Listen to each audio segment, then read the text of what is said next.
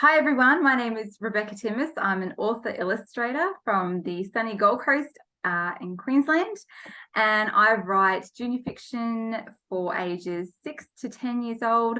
I've got the Mertale series and also a new book out this month called Jawsome, which is about 4 sharks who are ordinary shark kids by day and internationally famous rock stars by night. Up to you, Kristy. Hi everyone, I'm Kristy Nita Brown. I'm an emerging junior fiction author who's working on something at the moment that may push me into middle grade, but I've had 2 releases. I've had Looking for Lily, which is currently shortlisted in the 2023 West Australian Young Readers Book Award. It's 14,000 words, it's got pictures in it, it's really cool. It's about a whole bunch of sprites that can fly and can heal and set things on fire and can also play heavy metal music. And one of them goes missing and the others have to find her. So that's Looking for Lily. And last month I released my 2nd junior fiction chapter book, and it's called Baby and Beth's Double Act, Where's My Whistle? And it's about a set of twins. One of them can whistle and one can't. And all the problems start when the music teacher sets the end of year song as a song that has whistling in it. So one of the twins has to work out, is she going to learn how to whistle or not?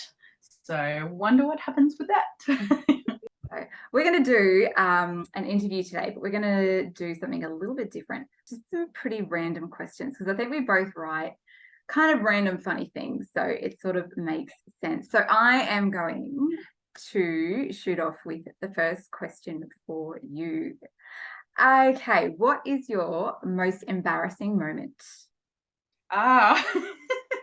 So I was thinking about this, and there's been a few things as an adult that have been embarrassing, like tripping over in front of a class of adults at TAFE where I teach, being heavily pregnant, things like that happened, and that was quite embarrassing. But I think the first time I was ever truly embarrassed, I was in year 1. And I was on a school bus, because back in the day we had to take a bus. We lived in the bush, and the bus ride was about an hour almost to get to primary school. And I was in year 1, and I was at the front of the bus, and my sister, my older sister, who was in year 7, ran down the aisles, pulled my pants down in front of everybody, and ran off laughing. And I was sitting there like crying. So yeah, I think that's my most embarrassing moment that I remember quite clearly. Oh no, I knew you were going to say that. I knew. I went to Gurry up off the Sunshine Coast recently, and we were doing it's a beautiful island. People might know it as Fraser Island, and it's the largest sand island in the world, and you can do all 4 driving and stuff through it. And we were 4 driving off the ferry, and it's about an hour to get to the first stop, and I really needed to go to the toilet so bad. And I needed to go before we even got off the ferry, and I didn't realize there was a toilet on the ferry, and I wish I had just gone then. It would have saved me so much drama. So we're 4 driving over like all these crazy bumps for like an hour, and I was just nearly dying. And we finally get to this picnic stop, and there was another 4 drive behind us of people that didn't know, but we got there first. So I'm like quickly running into the bush. Yeah. Pull down my Dax, and I'm mid-wee of the best wee of my life, and realised I was weeing on an ant's nest of big bull ants. And so they start like jumping all over my legs and biting me and going all the way up my legs and biting my hands. I'm screaming because it hurts so much, but I wasn't finished. So I keep going. So and then I can hear this other full drive pull up of all these people, and my friends are yelling out, Rebecca, people are coming. So I'm kind of scrambling out of the bush, covered in all these ant bites, and I was in so much pain. And trying not to let these people see me with my pants down. So do you hide any secrets in your books that only you or a few people might know about? I do. I love this. So I wrote a middle grade novel called The Brothers of Turok, just kind of like an adventure fantasy.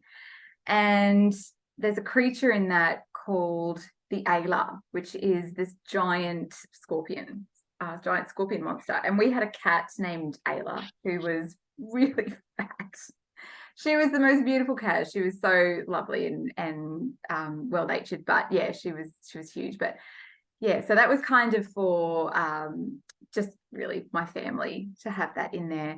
But in Jawsome, I've actually got, so I'm writing a story at the moment about interdimensional travel, which is more of a middle grade. And I don't know if we can see on there, on this page is a criminal, Skeezy McScunge, who is the leader of the Tooth Ripper gang, and he's holding up his mugshot. Well, he's holding up the sign that they hold up in mugshots, and he's got a number there, 2812, which is very relevant to the story that I'm writing at the moment. So if it never gets published, it won't ever make any sense, and no harm, no foul. If it does, I think it's a cool little Easter egg, and I tend to have.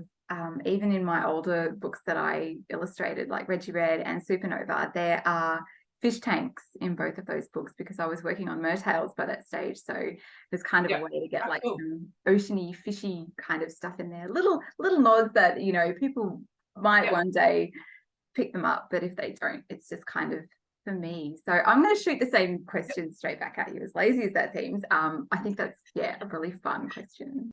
So for me, for some reason I keep having twins in my books. So my husband is a twin and his nan is a twin. So I guess I have a few twins around me. So that happens a lot. And then music, my background in music, and I also played instruments. That seems to be a common thread. Mm-hmm. And then when my mum, it's another cat story. When my mum read Mavie and Beth, the little dog in Mavie and Beth is called King Kong, and my mum was like, "Oh, you must have written that story about my childhood because my cat was called King Kong," and I was like, "Yeah," but I had no idea what she was talking about. So it's just a coincidence. Yeah, so that's a coincidence. Right, that's but cool. I'll let mum think that it was because of that, and that puts me in her good books. I get more coffees bought for me. King Kong's out of the bag now, though. If she sees this, she'll be like, "Hey." Oh, she won't go online. You say. Yeah. Is there anything you can't do that most adults can? Oh, I totally really struggle doing a 9-to-5 job.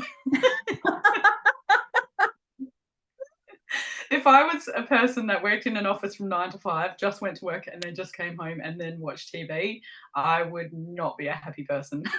And what can you not do that adults can do? Mine's really basic. I can't tell left from right. What? It's really easy. I'll give you a tip. One of them makes an L and one of them doesn't. I literally have to do that. So I'll be in the car. I'm a terrible, terrible navigator too, because I just forget if people don't know where they're going and they're driving. And so I'll be like, "Oh, that was our exit." Yeah, it's funny. East and west, I know straight away. And it's the same thing. Yeah. Kind of the same thing. Aww. Can you do this? No, but I can do something else weird. Oh, I used to be able to. You do the cabbage, don't you? Yeah. It's like you pull, it's just you got to practice some more, you're losing it. Yeah, totally. My husband does like don't a ask full me to cabbage. do that kind of thing very often. I can do, actually I won't. I can actually turn my eyelids upside down so the red pops out. Oh, do you do that for schools when you do visits? No. I should. They would love that. They would always remember you. If your life story was turned into a film, what genre would it be? And what actor or which actor do you think would be perfect to play you? It would definitely be an underdog film. So lots of montages of me working late nights, that kind of thing. It sounds like I've already been thinking about this. Yeah, you have. You've already written the script. But I'm still waiting for that moment where, I get my moment or my day. Yeah, definitely an underdog film. And I think Felicity Jones would play me because Okay. we've both got the little chipmunk overbite thing happening in the dark hair. So yeah. Cute. So, Kristy Nita Brown, my last question for you, best for last. Can you recall one of the stories you wrote as a child? What was it about, and do you still have it? I wrote a story, and I think I was in probably year one, the same year I got dacked on the bus. And I think the story was called My Swan because I could draw swans. And I'm pretty sure it was about my swan's day, which was my pet swan. And I remember the last page where it got to the climax and the conclusion, and my swan got eaten by my dog. And do I still have it? No, I wish I had it. Did you illustrate it? Yeah, totally, because I could draw swans. Even swans getting mutilated by the dog? I don't remember that. I probably didn't include that.